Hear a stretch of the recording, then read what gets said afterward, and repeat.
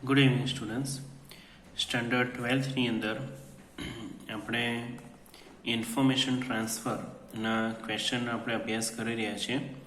તો આજે પણ આપણે બીજા એ જ રીતના ક્વેશ્ચન જે છે તેનો આપણે અભ્યાસ કરીશું, જે તમારા માટે ખૂબ જ જરૂરી છે. ઇન્ફોર્મેશન ટ્રાન્સફર જે છે તે એક્ઝામમાં 4 માર્ક્સનો ક્વેશ્ચન પૂછાય છે. બરાબર, તમને નોન વર્બલ ઇન્ફોર્મેશન આપી હોય છે અને એને તમારે વર્બલમાં કન્વર્ટ કરવાની હોય છે. તો જુઓ, માર્ચ 2015માં આ પ્રશ્ન પૂછાયો હતો. Study the following table and write about 8 sentence based on it. તો જો એના author Milton, Shakespeare, doctor Johnson, Goldsmith અને ડિકેન્સ. હવે એમણે કેટલી નોવેલ્સ, કેટલી પોયમ અને કેટલી લખી છે અને તેમાંથી કેટલી પબ્લિશ થઈ છે તે અહીંયા ડિટેલ આપણને આપી છે. તો આપણે આના પરથી આપણે મેક્સિમમ બને એટલા સેન્ટેન્સીસ આપણે લખવાના છે. ઓકે, તો જુઓ, મિલ્ટન જે છે તેમણે 7 પોયમ લખી છે અને 7 બધી જ પબ્લિશ થઈ છે. શેક્સપિયરે 30 પોયમ લખી છે અને એમાંથી 25 જ પબ્લિશ થઈ છે. ડૉક્ટર જોન્સને 1 નોવેલ અને 15 પોયમ લખી છે, એમાંથી 10 જ વસ્તુ પબ્લિશ થયું છે. ગોલ્ડસ્મિથે 4 નોવેલ લખી છે અને 2 પોયમ્સ લખી છે, એમાંથી 1 પબ્લિશ થઈ છે. ડિકેન્સ 5 નોવેલ્સ અને 5 જ પબ્લિશ થઈ છે. ઓકે, તો જો હવે આના પરથી સેન્ટેન્સીસ શું બને છે તે આપણે સમજીએ. તો જુઓ, here is the table V find the great persons return work.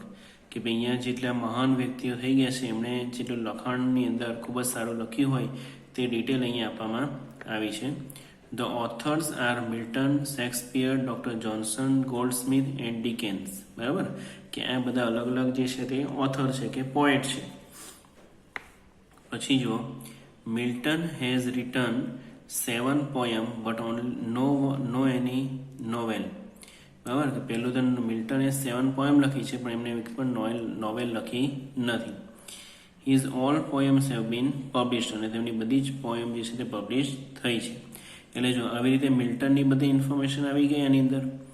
પછી જો, શેક્સપિયર હેઝન્ટ રિટન એની નોવેલ. બરાબર, શેક્સપિયર હેઝન્ટ રિટન એની નોવેલ, શેક્સપિયરે કોઈ પણ નોવેલ લખી નથી. But he has return 30 poems. બરાબર, પણ તેમણે 30 પોયમ લખી છે વિચ હેવ બીન પબ્લિશ્ડ, કે જેને પબ્લિશ કરવામાં આવી હતી. પણ કેટલી પબ્લિશ થઈ છે? 25. Doctor Johnson has proved himself both novelist and a poet. એટલે ડૉક્ટર જોન્સન જે છે તે નવલકથાકાર પણ છે અને પોએટ પણ છે. બરાબર, બંને જ વસ્તુ તેમણે લખી છે. તો જો ડૉક્ટર જોન્સનને 1 નોવેલ લખી છે અને 15 પોયમ લખી છે અને એમાંથી 10 વસ્તુ પબ્લિશ થઈ છે. તો જો હવે એમનું વાક્ય આપણે કઈ રીતે બનાવી શકીએ કે હી હેઝ રિટન 1 નોવેલ, તેમણે 1 નોવેલ લખી છે અને 15 પોયમ લખી છે. His 10 books have been published, અને એમાંથી 10 બુક જે છે તે પબ્લિશ થઈ છે. પછી જો, ગોલ્ડસ્મિથ વોઝ ઓલ્સો નોવેલિસ્ટ એન્ડ પોએટ. ગોલ્ડસ્મિથ જે છે તે નોવેલિસ્ટ પણ છે અને પોએટ પણ છે. બરાબર, તો જો, હી હેઝ રિટન 4 નોવેલ્સ, તેમણે 4 નોવેલ લખી છે એન્ડ 2 પોયમ, અને 2 પોયમ લખી છે. But his only 1 book has been published, પણ એમાંથી તેમની એક જ બુક પબ્લિશ થઈ છે. બરાબર ને, એટલે એવું જરૂરી નથી હોતું કે લેખકો કે કવિઓ જેટલું પણ લખાણ લખતા હોય છે, જેટલું પણ લેખિતમાં લખતા હોય એ બધી જ વસ્તુને પબ્લિશ થાય જ.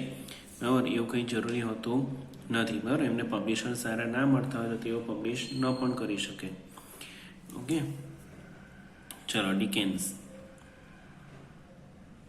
તો ડિકેન્સે 5 નોવેલ લખી છે અને બધી જ પબ્લિશ થઈ છે. તો જો અહીંયા સમજો, હા, આપણે ગોલ્ડસ્મિથની વાત કરીને. Goldsmith was novelist and poet. He has written 4 novels and 2 poems but his only 1 book has been published. Okay ને, એક્સેપ્ટ ધીઝ ગ્રેટ પર્સન્સ, કે બે આ મહાન વ્યક્તિઓ સિવાય, ડિકેન વોઝ ઓનલી અ નોવેલિસ્ટ, અને ડિકેન જે હતા તે પણ એક નોવેલિસ્ટ જ હતા.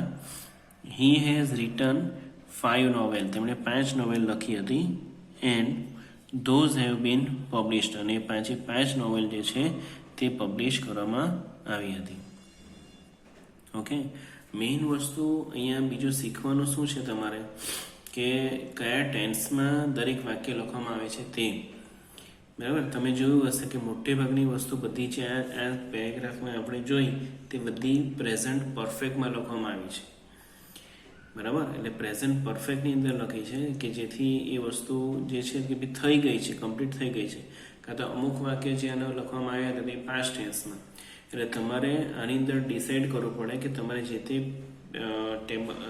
ટેબલનું ટ્રાન્સફર કરવાનું હોય, ઇન્ફોર્મેશન ટ્રાન્સફરનો આન્સર લખવાનો હોય તેનો ટેન્સ તમારે કયો રાખવો તે તમને ખબર હોવી જોઈએ.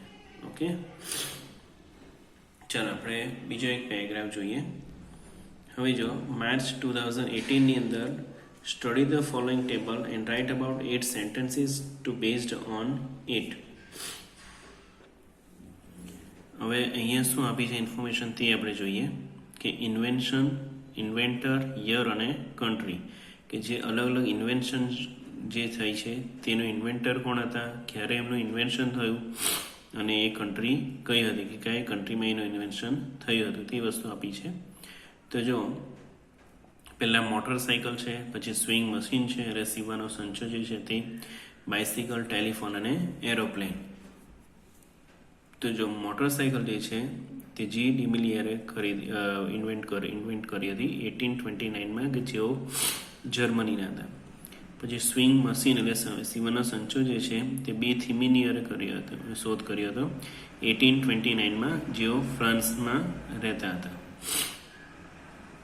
બાઇસિકલનું ઇન્વેન્શન થયું કે મેકમિલને કર્યું હતું યર 1839માં, અને જેઓની શોધ ક્યાં થઈ હતી, યુકેની અંદર. ઓકે, પછી ટેલિફોનનું ઇન્વેન્શન એલેક્ઝાન્ડર બેલે કર્યું હતું 1876ની અંદર યુકેમાં, યુનાઇટેડ કિંગડમ. અને પછી એરોપ્લેન જે છે તેની શોધ ઓરિલિવ અને વિલિયર રાઇટ એટલે રાઇટ બ્રધર જે હતા તેમણે કરી હતી 1903માં યુએસએની અંદર. ઓકે, તો જો હવે આના પરથી સેન્ટેન્સીસ કયા બને છે તે આપણે જોઈએ. Here is a table which shows the detail of scientific inventions and discoveries which are used in day-to-day life.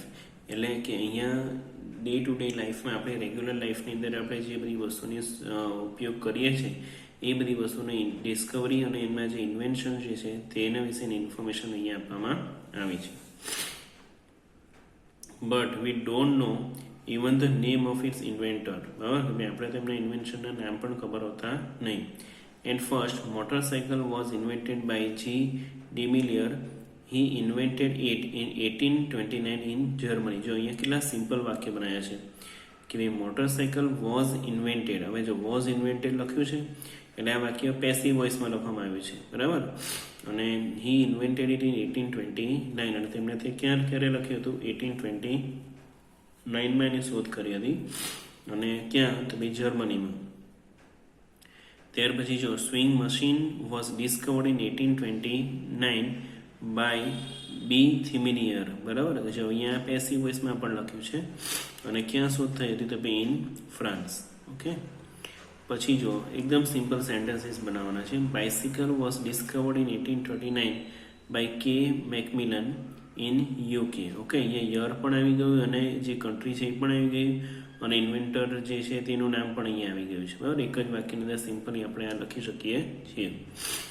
The great person Alexander બેલ, બરાબર, ઇન્વેન્ટેડ ધ ટેલિફોન.